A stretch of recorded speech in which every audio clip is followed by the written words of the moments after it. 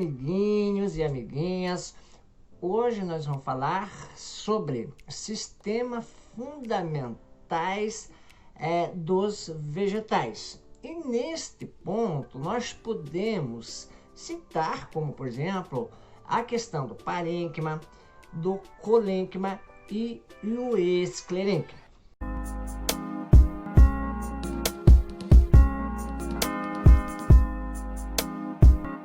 Em prosas e em versos, nós vamos explicar a questão dos sistemas fundamentais e que podemos dizer o seguinte, que esses tecidos fundamentais são tecidos vegetais que participam nas composições em todos os órgãos da planta, na folha, no caule, na raiz, nos frutos também.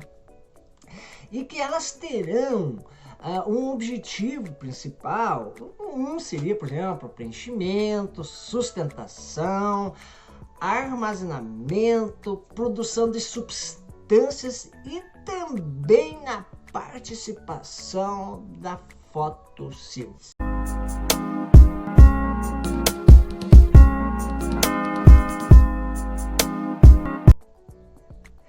Então, amiguinhos, agora não vamos falar sobre parênquima clorofiliano.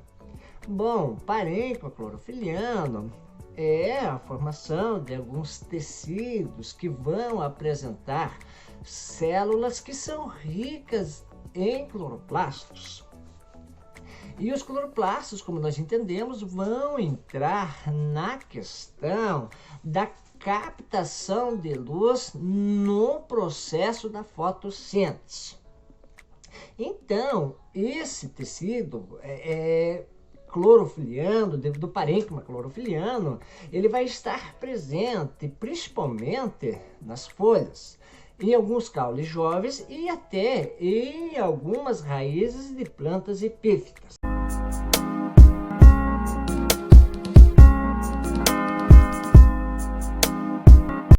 Então, amiguinhos e amiguinhas, agora vamos falar sobre parênquima de reserva.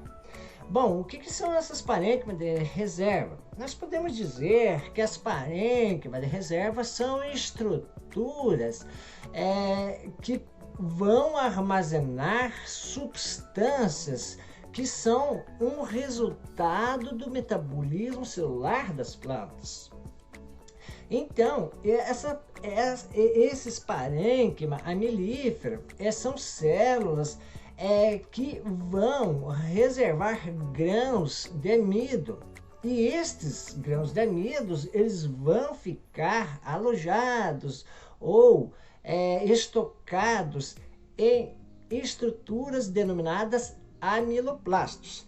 E estes amiloplastos, eles estão presentes em rizomas, em tubérculos e em algumas raízes tuberosas.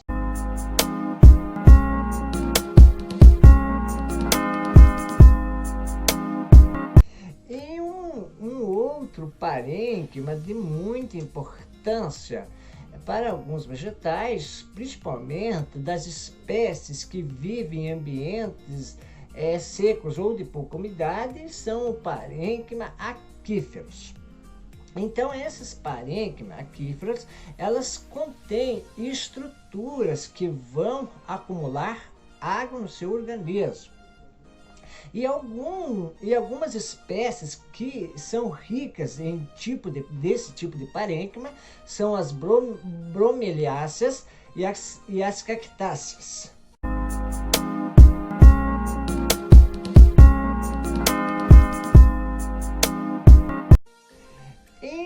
Outro ponto de muita importância, podemos falar do parênquima erífero.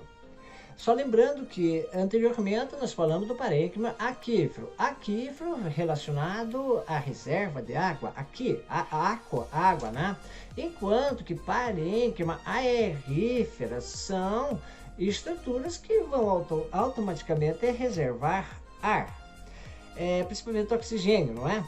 Então, as células desses tecidos apresentam como uma principal função o armazenamento de ar. Então, e pode armazenar em estruturas da planta, como em folhas, em raízes, em caules, e esta é uma propriedade que nós podemos considerar uma propriedade de luxo para algumas plantas que vivem em ambientes muito úmidos ou em plantas aquáticas, principalmente em manguezais. E que essas estruturas, nós vamos entender assim, que são mecanismos que favorecem e que são de suma importância, principalmente nas trocas gasosas dessas plantas.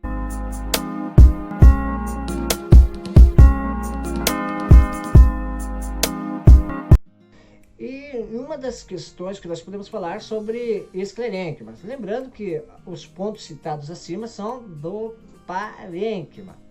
Agora nós vamos falar algumas coisinhas mínimas sobre esclerênquima.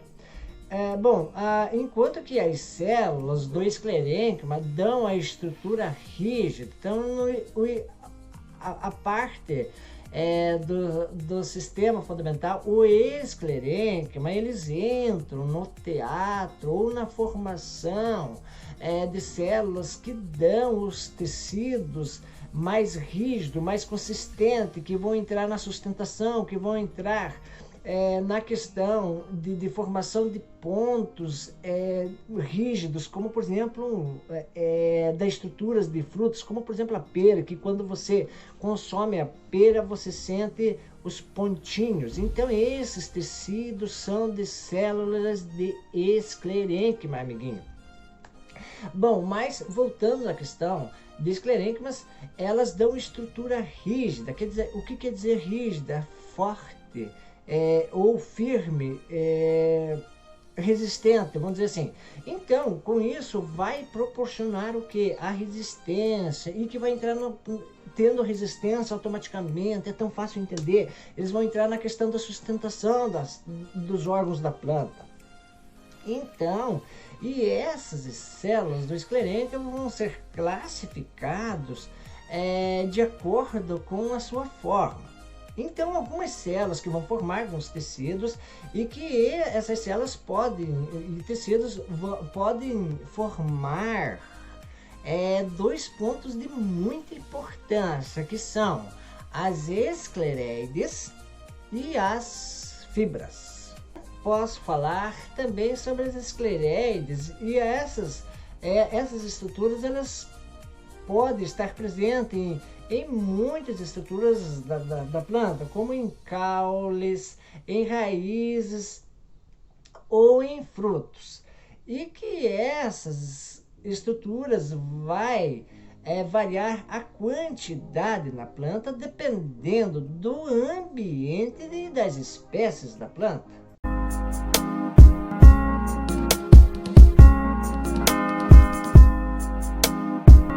Outra estrutura que é produzido através do processo das células esclerenquimáticas ou de tecidos de formação por esclereides são as fibras. Então, as fibras elas vão apresentar células alongadas com paredes bastante espessas e que apresentam um grau de resistência muito grande. E que as fibras nós podemos garantir ou destacar que elas apresentam componentes fibroesclereides e que esses fibroesclereides são mecanismos complexos e que irão formar os cordões de fibras. Em um outro ponto, nós podemos trabalhar a nossa ideia, a questão das fibras. Então, as fibras, elas vão apresentar células alongadas, que vão apresentar, essas células vão apresentar paredes espessas e bastante e que apresentam um grau bastante grande na questão da resistência.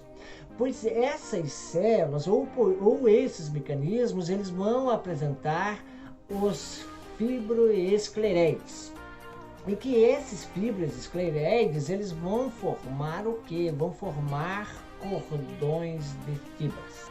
Então, além das fibras proporcionar tudo aquilo que nós já falamos, nós podemos também citar que as fibras, ou os tecidos das fibras, elas podem também armazenar outras substâncias como amido, alguns óleos e até alguns cristais. Lembrando que as fibras, elas têm uma importância econômica muito grande. Por quê? Porque industrialmente ela é utilizada para a fabricação de cordas, na fabricação de alguns tecidos, como é o caso do linho, na questão da produção da utilização do sisal. Outra planta que apresenta esse mecanismo é a espada de São Jorge, o cairo, que é fibra de coco, e o sisal.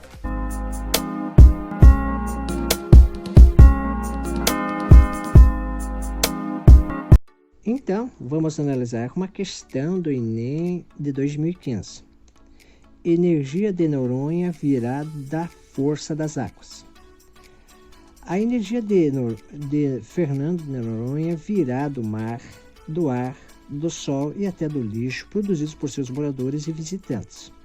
É o que promete o projeto de substituição da matriz energética da ilha, que prevê a troca dos geradores atuais, que consomem 310 mil litros de diesel por mês. No texto está apresentada a nova matriz energética do Parque Nacional Marinho de Fernando de Noronha. A escolha por essa nova matriz prioriza o ou A. Letra A. Expansão da oferta de energia para o aumento da atividade turística. Letra B. Uso de fontes limpas para manutenção das condições ecológicas da região. Letra C. Barateamento dos custos energéticos para estímulo da ocupação permanente. Letra D. Desenvolvimento de unidades complementares para a solução da carência energética local. Letra E. Diminuição dos gastos operacionais de transporte para a superação da distância do continente.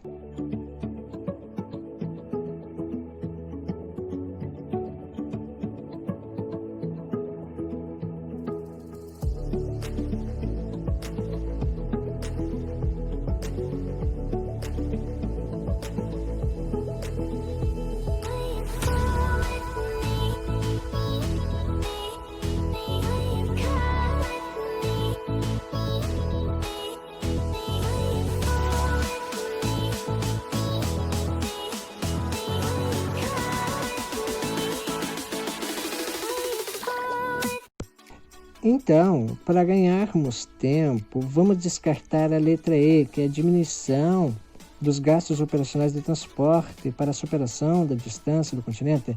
Podemos descartar, não seria essa a lógica do projeto, não seria essa ênfase que vai destacar como resultado. Também vamos descartar a letra D, que diz desenvolvimento de unidades complementares para a solução da carência energética no local.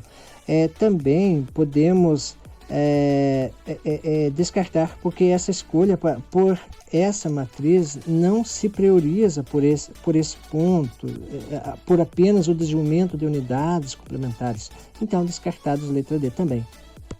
E a letra C também podemos descartar, porque ela fala sobre barateamento dos custos energéticos para estímulos da ocupação permanente. Então, para que a escolha dessa nova matriz não seria priorizada por esse ponto, pelo simples barateamento dos custos energéticos e muito menos para um estímulo de ocupação permanente. Então, descartamos a letra C também.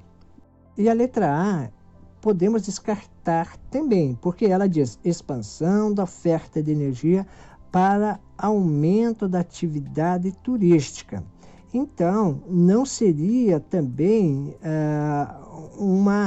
um ponto de fortaleza que garante que essa escolha seja por essa expansão de oferta de energia. Então, descartamos a letra A também.